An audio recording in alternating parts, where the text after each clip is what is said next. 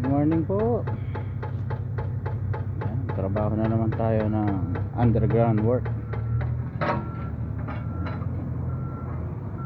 So naglatag na naman ng kable. Ang size po ng kable ay 3x500 mm. Papunta po yan doon sa may substation.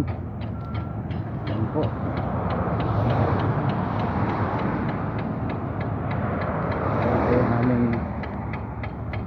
Kable. So malapit na rin pong matapos.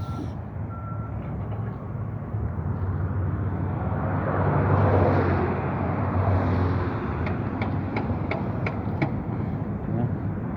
Ayun po yung bumubuhat ng kable. So, isang drum na kable po siya.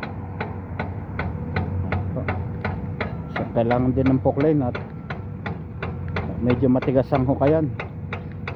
Hindi kaya ng JCB pag wala yung pokle. Alas 3 pa lang ng madaling araw, nag-umpisa na. Ayan po.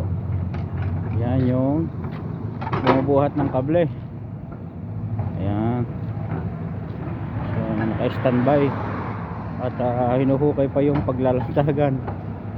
Ayan po.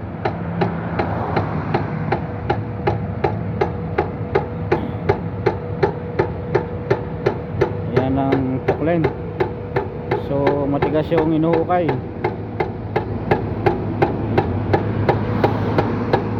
Yan. Ayan.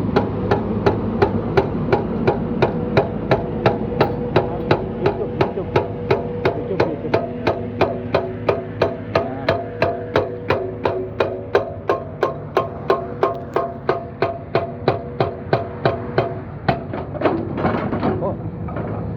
Konti na lang yung paghuhukayan.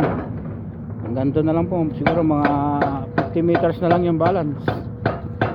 Ayan. Ayan.